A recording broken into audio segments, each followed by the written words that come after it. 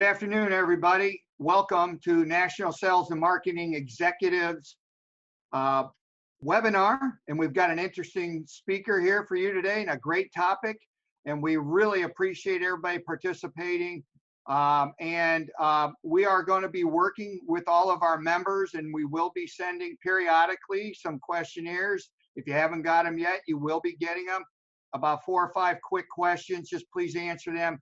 That feedback is going to determine what we're going to be doing in the next couple months. As it appears, we will continue to have webinars the second Tuesday of each month until further notice. And we're planning on having one in June and July and August. And we'll wait and see how all the reopening happens. So I just want to say thanks again for everybody participating. Also want to point out, it should at the bottom of your screen be a Q&A. And you can click on the Q&A and you can go ahead and type in any questions. We'll let them accumulate, and then we will start to have Ted answer them during the session and at the end of the session, whatever is appropriate. I also want to thank Lost Tribe Media and Focal Point, our sponsors for this, and the ones that put all the technology together so that this can function. In these difficult times, everybody needs to be able to communicate. And I'm going to turn it over to Chris Smith from Lost Tribe Media and Focal Point so he can give you a little bit of an update on how they can help you right now with your business, with your communications. Chris, thank you for your sponsorship. Yeah, thanks, Tim. Good afternoon, everyone. I'd like to thank Tim and everybody at Akron Canton and NSME for bringing us in to host another virtual meeting for the organization. As Tim said, I'm Chris Smith. I'm president of Lost Tribe Media, and running things on the technical side today is Cooper Comstock from Focal Point. As I mentioned last month, January saw the merger of Lost Tribe Media and Focal Point in order to create a service entity that would be able to provide a one-stop shop for marketing, branding, PR, video, web, audio-visual, event management, and event production. Because of our experience in helping companies and organizations with their live events, Lost Tribe Media and Focal Point are being called upon to assist a wide range of clients who need to navigate the virtual solutions available in order to move forward, especially now with their conferences, conventions, meetings, and gala events. And it seems so that everybody's getting their feet under them when it comes to participating in virtual meetings. But there are many other options and ways to engage your participants with this virtual type of operation. I always say content is king, and the king of content is video. And that holds true in the virtual space when it comes to creating a hybrid event featuring live and pre-recorded segments. So now more than ever, Lost Tribe Media and Focal Point are helping businesses and organizations create the right kind of video and other visual content that can enhance their virtual event. Our team has taken the lead in helping plan and execute a variety of these virtual events. So if we can help in any way, please let me know. My email address will be over on the chat menu over there, and it's chris.smith@losttribemedia.com, or you can reach out and contact me through our website, which is losttribemedia.com. So looking forward to today's presentation. And Tim, I'll turn it back over to you. Thanks, Chris. Thanks again for your sponsorship. With us today, without further ado, we have Ned Parks from 360 Consulting. I'll let Ned tell you a little bit about himself and get right into his presentation. Once again, feel free to go down to Q&A and post your questions. And around 1:15 or 10 of 1 o'clock, we will then take questions, and we'll also have Ned give his contact information for after the session's over if you want to do some direct conversation with him. All right, Ned, can't thank you enough for being with us today, and take it away. Thanks, Tim. I appreciate it. And let me share my screen and we'll get going because everybody's time is important. And I know it certainly is important to me as well as to everybody else. So I want to talk to you a little bit today about some lessons from the cockpit.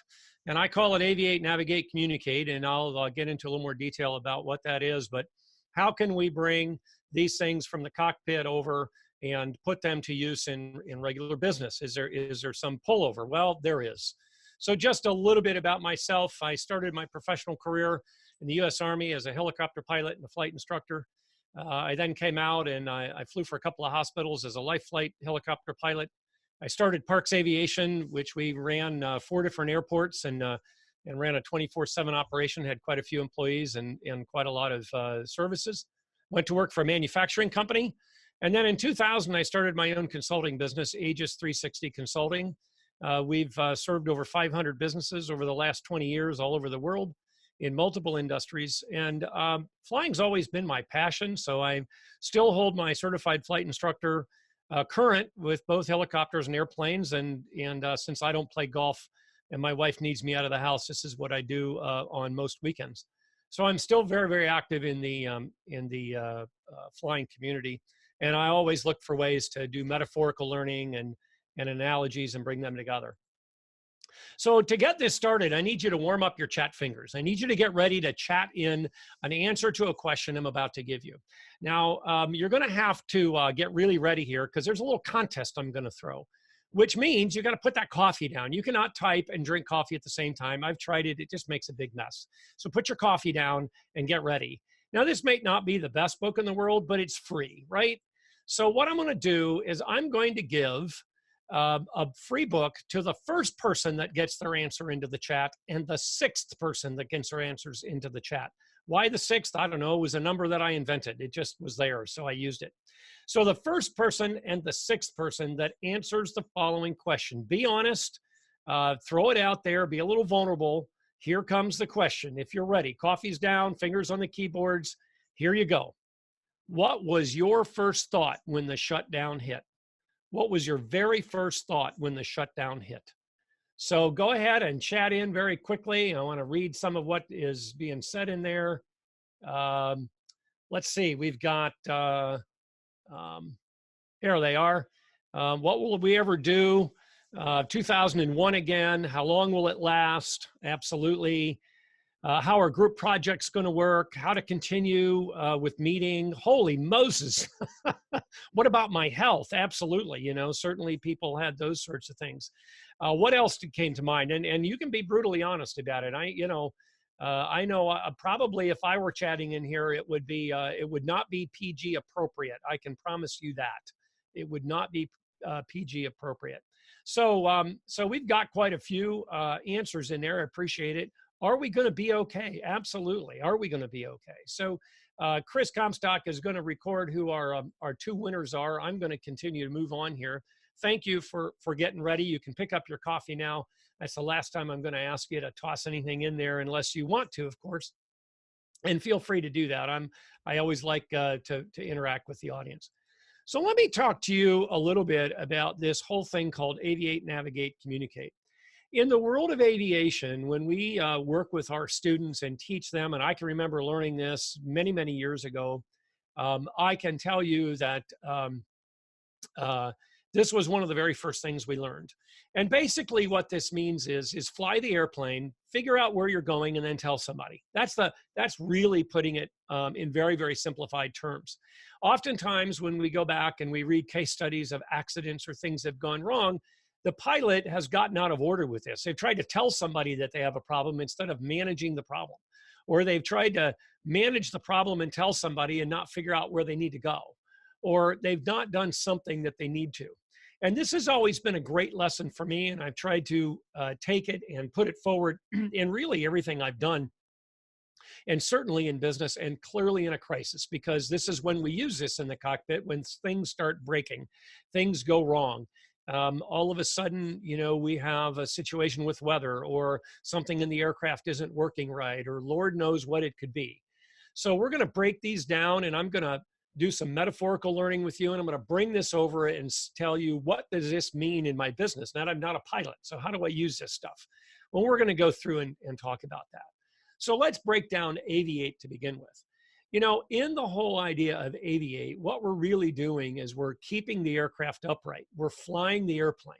We're making sure that it is doing what it needs to do. We want to keep it with, like we say in aviation, the greasy side down, right? That's where usually the exhaust is and the underbelly of the aircraft kind of gets dirty. And we always like to understand that, hey, you know, we're gonna keep flying this airplane, and we're gonna keep it under control, and we're gonna assess what's going on internally. So what are we looking at when we pull this over into the business world? Well, the very first thing we want to talk about is our crew members. And in your world, your crew members are your coworkers, and they're your employees, and they're your boss. And those are your crew members in your business. What are they doing? Are they doing what they need to be doing? Are they, can I assess what's going on with them? Are they freaking out? We did, right? Some of you even chatted that in there. So what's really happening to my crew members, and are they on board, and do they know we have a problem? And we need to figure that out. So we need to assess and connect with our crew members in your world, your employees, your coworkers, and your boss. And we're going to leave it at that. You're going to say, what about my customers? I'll get to that. Don't worry. The very first thing we need to do is take care of Aviate, take care of inside the cockpit. And inside the cockpit or inside your company are yourself, your coworkers, your employees, the people that work for you, and in many of our cases, our bosses, right? The next thing we need to manage is cash. In my world, that might be fuel. How much fuel? I take an assessment immediately. How much fuel do I have on board? How much time does that give me? I've got a problem up here. I need to know how long I'm going to, before I run out of fuel. So in your world, your fuel is your cash. In the cockpit, fuel is literally fuel. What's in the gas tank? And it's something else that we continually teach. If you're not monitoring cash in the business on a daily basis, then this is going to be a scramble for you. And one of the things we teach pilots all the time is all kinds of little things we teach them about keeping their head screwed on to be able to say, how much fuel do I have? If something were to go wrong, or if I need to make a movement, or I need to change something, do I have what I need to make that change? If I need to go to a different airport, do I have enough fuel to get there? If you're going to outlast this coronavirus, you better have enough cash on hand to do that. So this is something we should be doing anyway. You know, that's the interesting thing about this whole thing. Everything I'm telling you to do, you got to be doing it on a daily basis. Don't wait to do this on a crisis. Do this anyway. You might step it up. You might do it a little different. You might look at it and do a little change of metrics. But at the end of the day, we should have a pretty good handle every day on how much cash we have on hand, and with some minor adjustments, how long is that going to last me? Now, you might take a look at this and say, well, Ned, you know, I'm going to have to make some adjustments for this cash to last us. Well, absolutely. You know, you take care of that publication that you have, or that automatic re-up on your credit card on some subscription you're on the internet. You forgot you even had it. You know, whatever it might be, whether it's personal cash or business cash, the lesson would be the same. But you're going to go through and you're just going to reevaluate everything you're doing and saying, how much cash, how much fuel can I maintain and can I stay up with? So that's step 2. I've checked in with the people around me. I've checked in with my crew members. I've checked my fuel status. How long can we go? Now let's communicate with the bank, right? In my world, the bank is the airport. Where is the bank? How quickly can I get to the bank? Does the bank have what I need? Will they work with me when I get there? So again, this is a relationship you would have or should have. We're hearing how important this is right now. There were tons and tons of people that went out to get PPP loans, and they didn't have a relationship with the bank. And guess what? They got in the end of the line. I just heard a report on the news this morning that they were at the end of the line. They didn't have a relationship with a bank that could help them. They picked up the bank and didn't know who they were. And you say, well, Ned, what relationship do I have? I have an account there. What else do I need? You know what? You probably ought to think about that moving forward. I know I will. I know that I had to scramble a little bit. Luckily, I did have a minor relationship. I'm going to up that relationship. I can promise you that. I'm going to make that a little different relationship. So I have a good relationship with the bank. When I call them, they don't have to go, who is this person again? So I want to know where my resources are and how I'm going to assess those resources and gain access to them. So, you know, connect with your bank. Now, in addition to the bank, I'm going to throw a few other things in here. This is a professional advisor. What other professional advisors might there be out there that you want to pick up the phone and call and already have a relationship with? Your accountant, your attorney. In some cases, you know, depending upon your property, gee, all of a sudden I've got to completely reassess my property and what I'm going to do because I have to shut down. You might want a relationship with Tim Dimoff and say, I need to protect my property, or your alarm company, or Lord knows what. There could be tons out there. So you really ought to have a contingency plan to say, who do I have in my family, if you will, of business advisors that can help me? Maybe it's your website. I know a restaurant that thankfully they had a very tight relationship with their web provider. They were able to get on immediately and start pushing messages through their website and their social media because they had a very close working relationship with their web provider. And they were already doing a lot of things, and they were able to make immediate conversation happen. So aside from the bank, we also want to say, who else is out there? Who are these other groups or these other professionals that I want to be able to connect with and get advice from and help from, and so on and so forth. And of course, then you also want to make sure that you figure out your customers. What do your customers need? Where are they? What are their concerns? Are they going to continue to even try to buy from me? This is a question you ought to ask, because maybe they're not going to buy no matter what you do. Maybe they'll buy if you are able to have a different channel to get your product or service to them. My business has changed dramatically, right? Every face-to-face interaction I had with every client canceled from March 15th through the middle of June has come off the books, and it came off the books in about 4.5 days, everything. These happen to be the busiest times of my year. So you can imagine, what did I do? I said, okay, fine, I get it. We're off the books face-to-face. How can we replace this online? And we've replaced a lot of that, and we've replaced it very, very quickly. Not all of it. We're still working to do that. But what have restaurants done? Well, restaurants that never did much of a carryout business are getting pretty good at it now, and they're figuring it out. And they're saying, hey, if we can do carryout, will you buy from us? And other vendors have done the same thing. So this is something, again, you should be looking at your customers going, what else do they need? And what do they ultimately want from me? And how can I get that to them? I always think about, whenever I think about this, I always think about the record business. And years ago, the people in the record business, or CDs as they ultimately became, they actually thought they were in the record business. There's a famous story floating around. Who knows if it's true? It doesn't matter. It illustrates the lesson. A CD or a record company executive is saying, what do you sell? And he says, I sell CDs. And he said, are you sure? And he goes, yeah, stand here and look at my store. People are coming in and they're walking out with CDs. Well, Apple said, you know what? People aren't buying CDs, they're buying music. We're going to hand it to them in a different way. And guess what? You can't find a CD store anywhere except for the legacy LP stores now, right? Because they didn't understand what their customers ultimately were buying and how they wanted it given to them. In many cases, the customers didn't know either. But we need to take a look at our business and say, what is it that they ultimately get from me? Is there a different avenue I can give them? We should be doing that in good times just to answer our customers, but it will also help us get ready for these crisis times. And if you didn't do it, you can still do it now. So what's going on, and what do your customers want? And is there another way you can deliver it to them? And then the next question you need to ask would be your supply chain. And this is critical. So can you get what you had before? We've certainly heard a lot about supply chain, haven't we? Tons and tons. We're learning more about supply chain than we ever knew even existed out there. And you need to be looking at that. You don't need to be a supply chain expert, but you really need to have a good understanding of, you know, what would happen under any circumstances of a pandemic or anything else. What would happen if my supply chain was interrupted? And what else is out there for me? Are there other things that I should have access to that maybe I don't, maybe I should? What might that fit for me later down the road? You need to always assess the landscape. So this is the aviate part, right? Take care of what's going on internally, manage the control and the viability of the aircraft, no matter how wounded it may be in any given situation. Check with your crew members, your employees, your coworkers, and your boss. Check with your cash. How much fuel do you have that you can continue operating the business? Where are your providers, right? We've heard stories about people flying airplanes and somebody has come on and helped them figure out a problem. You know, they were in the tower and they knew the aircraft and they would help them problem solve that.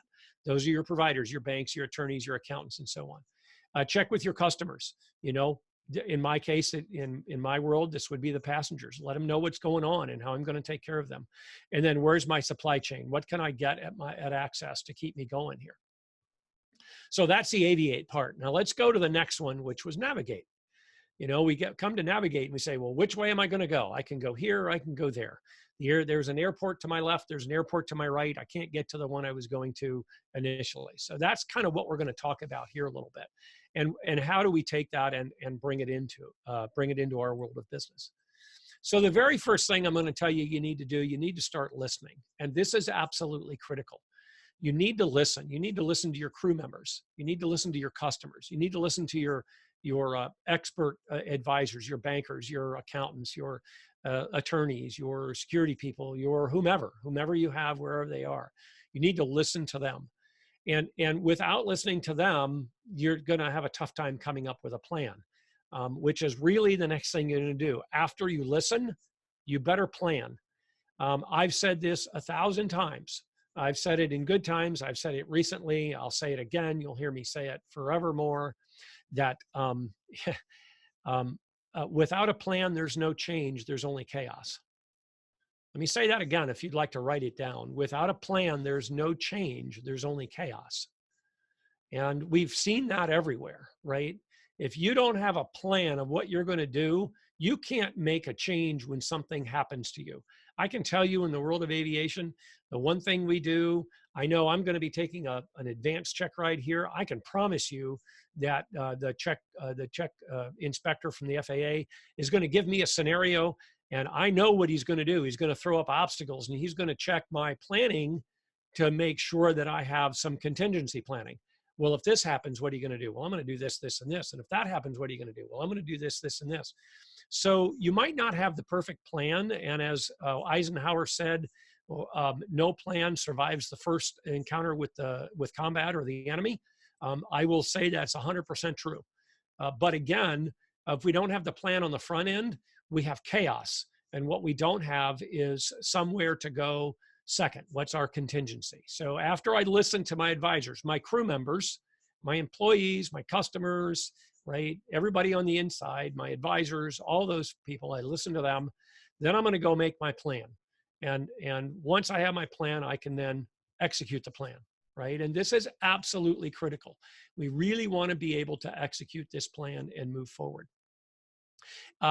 Again, I'll say it one more time because I'm absolutely passionate about this. Without a plan, there's no change. There's only chaos. I can't begin to tell you how many times I get people say to me, well, Ned, why should I make a plan? It's just going to change. Well, actually, it's not going to change because you don't have a plan. So what you're going to wind up with is chaos. So you better have a plan. At every level, you better have a plan.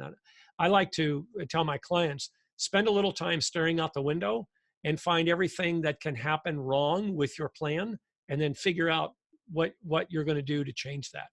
And that's absolutely critical.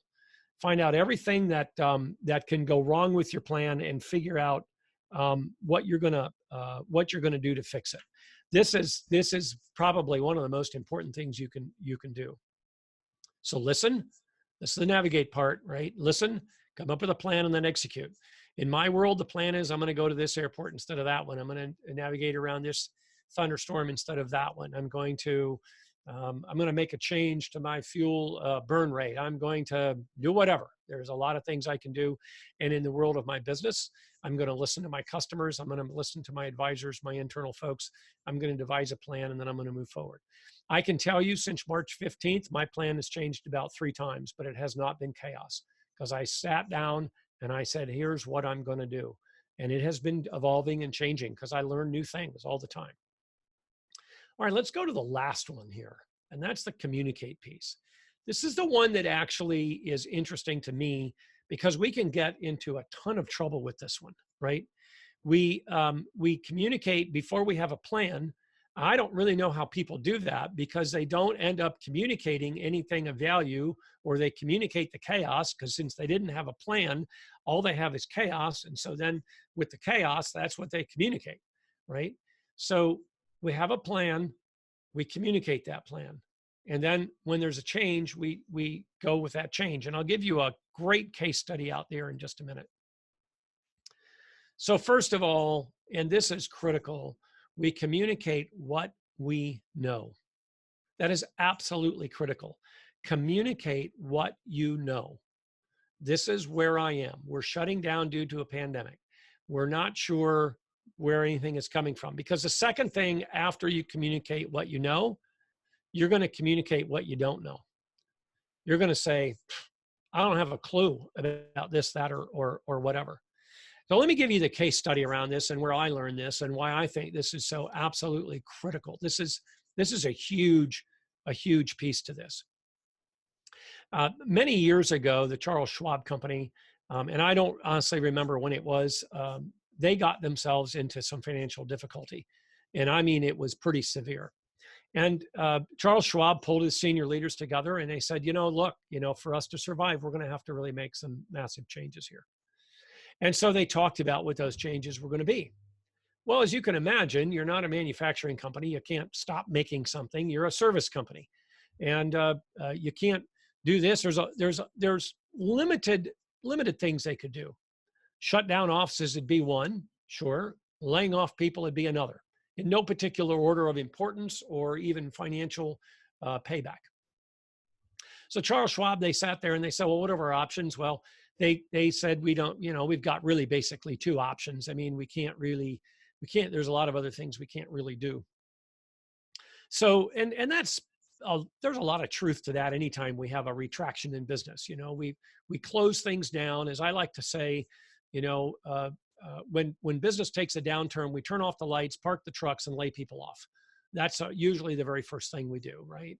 And I'm not saying to keep the business alive that that's hurtful. I mean, it's very painful to make those decisions for certain. However, we can do it in the right way, number one, and number two, we need to make sure that those are the best ways to go about that and kind of how we fold that out.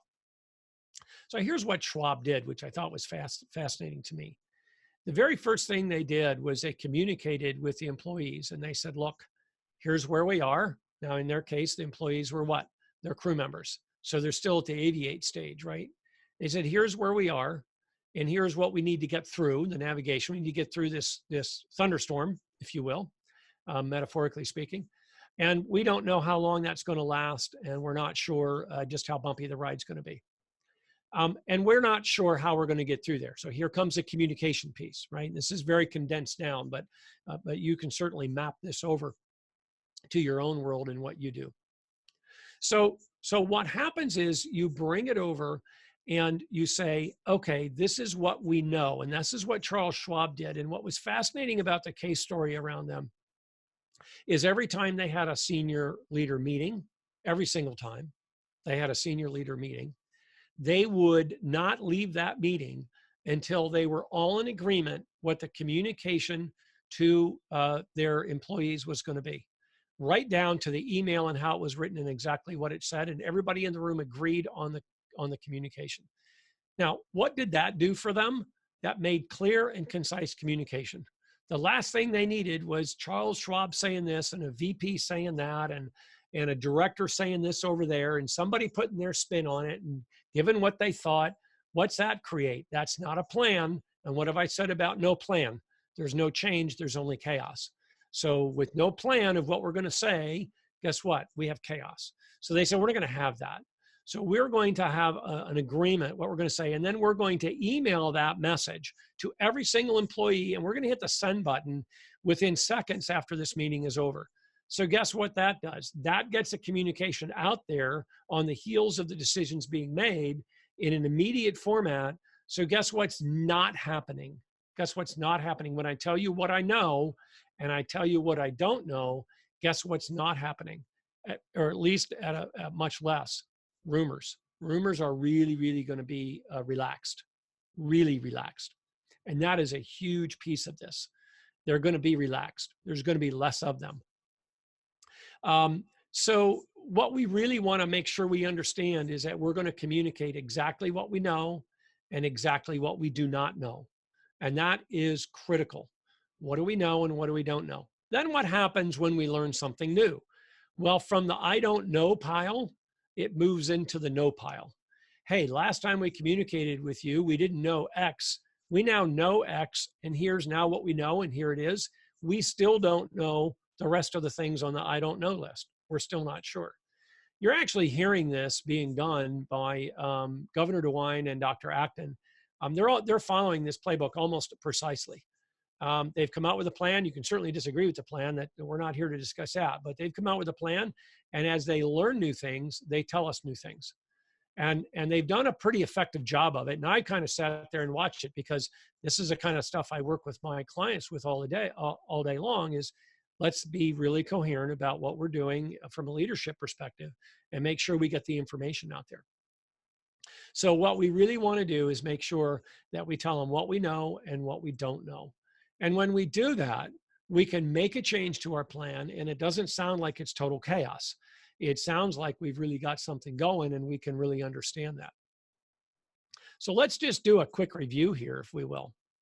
Let's talk a little bit about the navigate side of the house for just a second, and bring it back into the world of where you are in your businesses, or the aviate side, pardon me. So the very first thing we do when we have something go wrong is we aviate. We're going to take an assessment of the business. We're going to look at those internal things immediately. We're going to assess where our colleagues are, wherever they may be in that whole window, right? Where are our colleagues? What's going on with them? How do I need to connect with them? These are some of the most important people you're going to have. They're the ones who are going to walk through the fire with you. If you don't connect with them quickly, you've got yourself a problem. We're going to connect too with our cash, our fuel. Do I have enough gas to fly anywhere? What can I do? Where can I go? What's out there? What's available to me? So we're going to make assessments there, and then we're going to take steps to do what? Conserve the cash, because we don't know what other problems we may have. And you know, there's an old adage that aviators have said for a long time: the gas that's out the exhaust pipe is of absolutely no value to me. So I don't want to let any gas go out the exhaust pipe that I don't absolutely need. So one of the things that we do in training pilots is, how can you start conserving gas immediately? You've got yourself a problem. You're not exactly sure how long we're going to be up there or where we need to go different. You better think about conserving fuel, and you better think about it very, very quickly. So again, I take care of my crew members, your colleagues, your employees, your boss. I take care of my fuel, the stuff that's going to allow me to even continue running my business, your cash, and I'm going to start conserving it at a very high rate. Then what else did we come down to? Do you remember? We came down to taking care of our advisors, our banks, connecting with them. We connected with our attorneys, our accountants, other professionals that might fit into our business. What do they look like? How am I going to resource them? What can they do for me? Is there anything they can do to help me? Maybe find out, maybe there's help they can give me in managing my fuel better, managing my cash. Maybe they can help me with some legal issues. Maybe they can help me with a lot of other issues, right?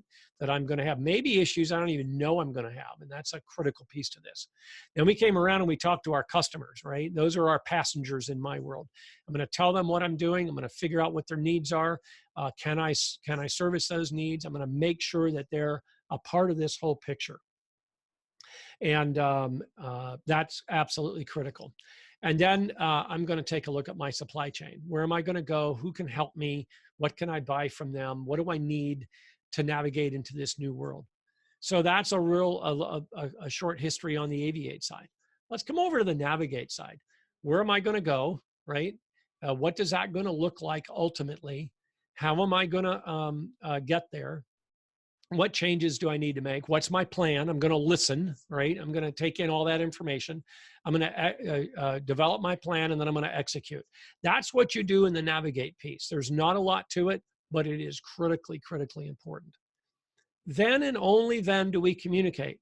It's, again, I want to come back to this because I alluded to it earlier, and I want to tell you just how critically important this is. Many people jump to communicate. In fact, I've had some throw communicate right out in front. Just back in February, I was working with a student, and I gave them we were in the simulator, I gave them an emergency to manage. And the very first thing they did was key the mic and start calling ATC. Hey, I got this emergency. And I hit the pause button on the simulator. And I go, how's that going to help you? Right? What I did to them was I made their engine run rough. I said, you don't even know what's going on. Have you done anything to try to figure out why your engine is running rough? Have you done anything inside? Have you talked to your crew member? Oh, no, I haven't done any of that yet. So this is a really common error. I see it in business. I see it in the cockpit. I see it everywhere. We have a problem. We want to start telling somebody, I got a problem. Well, okay, but what we need to do is communicate that very internally and start to assess what's going on. So keep that inside the cockpit, if you will, right? Those people that can actually help you do something about it. Don't key the mic and start telling the air traffic control tower that you've got a problem. Yeah, they're going to help you at some point, but they're going to say, I can tell you what they're going to say. They're going to say, what's your request? In other words, do you have a plan? Because if you don't have a plan, there's no change. There's only what? Chaos. I can't say it enough to get you to understand it. So the very first thing ATC is going to say back to a pilot when they declare an emergency is, what's your request or what's your plan? One or the other, usually what's your request? Well, guess what? You go out to your customers and say, hey, we're tanking here. We're shut down. They're going to go, yo, what's your plan? What are you going to do? You know, can I do pickup? Can I buy your stuff in the grocery store? Can I, where am I going to, you know, can you help me get my, my hair done? I know a salon that started shipping out product, and they made quite a lot of sale on shipping it to clients who wanted to color and take care of their own hair while they were in quarantine. So they said, what do our clients want to do? They want to look good. Well, we can't cut their hair. We can't do it for them. Maybe some of those that are out there, will get them the product and they can do it, and we'll sell it and they'll buy it, and we'll generate a little income that way. So they went internally first, and then they broadcast it out. So that comes down the road. So what do you communicate? You communicate the plan that you're executing. You don't communicate the fact that you're in trouble. And this is where so many people get so confused, and they start talking about the problem and they don't have a plan about the problem. They don't have any way to execute the problem. And then when questions start coming in, they haven't even thought about that. And they sound like complete chaotic folks with no plan. Well, that's because that's exactly what they are. And I can promise you, from my leaders, I do not want chaos, not in a time like this. I realize they don't have all the answers. I want them to tell me that. What did we talk about in the communicate side? This is what we know. This is what we don't know. And guess what? We have a plan. And guess what? When the plan changes, we won't have chaos. We'll have a change to our plan, and then we'll communicate that with you. When you think about it in logical terms, it's really not all that difficult to understand. But the bottom line is, you've got to do these things in this order. Aviate, navigate, communicate. Communication is always last. Now, don't get communication last confused with talking and listening to your employees. They're part of your crew members. They're part of that aviate stage. You know, what's going on? How can we assess that? So on and so forth. There's more than one accident case study out there where the pilot and co-pilot didn't communicate internally very well. And guess what? They didn't aviate very well. And guess what? They crashed. Forget, they never even got to the navigate stage. That never even came up for them. So I will tell you that don't confuse the communicate part with the internal piece with your crew members, your employees, your colleagues, so on and so forth. That's the one thing you don't want to do, is get that confused. You want to make sure that you've got that underway. Then you're going to do what? You're going to listen, you're going to put together your plan, you're going to execute your plan, and everybody needs to know it, and then you're going to start communicating out. So I'd like to open it up to some questions now and some folks and see what we have. So Craig asked a great question. What was the best or worst outcome in an emergency that you've experienced in your business or in the air? It's a great question, Craig. A couple of things, actually. I can think of one each. Probably in my business, what we've just gone through has certainly been the biggest, without question. I'm still navigating my way through that. I do have a plan. I'm executing the plan. I'm communicating with my customers. My team internally knows what we're doing, and everybody's chugging along. When we've had to make some adjustments, they've been minor because we had a plan going on there. And the bottom line is, we've got customers who are now saying, hey, great, you've got a solution for us. We're not quite ready for that solution right now, but we're going to be ready in mid-June or late June or July or August or whatever it is. And I'm saying, fine, you know, when you're ready, I'm here. And then they're coming to me saying, by the way, you've got this solution that does not involve being here in person for this. Do you have a solution for X, Y, or Z that I maybe had worked on and hadn't told them yet? And I was able to say, you know what, I'm working on those solutions right now. And the short answer is yes. It's not quite ready to share with you, but the answer is yes, and we'll have something in a couple of weeks. Oh, that'd be great. So I would say right now has certainly been the biggest, without question, in the business situation. In the air, back when I was a flight instructor in the Army, had a really interesting situation happen. We were flying at night and in southern Alabama, and if you don't know the weather down there, we can get these what we call pop-up thunderstorms, and they pop up out of nowhere. We didn't have any radar on board the aircraft, and flew right in the middle of one and didn't even realize it wasn't really all that big, thankfully. But the bottom line is we came out of it about 25 to 30 seconds later, having turned the aircraft almost 100 degrees to the left, and we lost 1,500 feet. And it happened very, very quickly. We recovered, no damage to anything. Everybody came out of it okay. But what had happened was we had practiced not that exact scenario, but other scenarios where all of a sudden we lost control of the aircraft and trying to regain control. What instruments do you look at first? And we had practiced those things and we were ready to go. So both of them came out okay. I got another question here. Thank you, by the way, for these. Is great. Which part of the three, aviate, navigate, communicate, is most difficult for an organization to do, or the one that is done to the lowest standard? Wow, that is a fantastic question. I'm going to say the most difficult to do. I'm going to say there's two different answers to that. The lowest standard is one answer, and the most difficult to do is a different answer. I think the communicate is the hardest, and let me tell you why. Somewhere along the line in the leadership development world, we have somehow gotten the following into our noggins, and that is, if I don't have all the answers, I can't give you any answers. We have come up with this thing that says, I can never tell you, I don't know. And sitting here on this call right now, we've got about almost 40 people on the call between panelists and participants, attendees. I will say that 39 of you are sitting here going, that's ridiculous. I don't have any problem saying I don't know. Yeah, until you have to stand up in front of your company and say, I don't know. And there's something about a switch that gets flipped. I don't fully understand it, but it's fascinating to me that there are so many people out there that honestly believe that if I tell my employees I don't know, that they're going to somehow think less of me. I will tell you, vulnerability is a massive strength. I will tell you that people are more confident and want to follow people who say, I don't know what's going to happen next. I don't know the answer to that question. I don't know what we're going to do when we get to that bridge, but I have a plan. And if we need to adjust the plan, we will. I can tell you as a military man, the leaders that I had in the military that were planless, we had another name for them, which I will be kind and not share it here, but that were clueless, I'll continue to say it nicely, are the ones that we had very little respect for.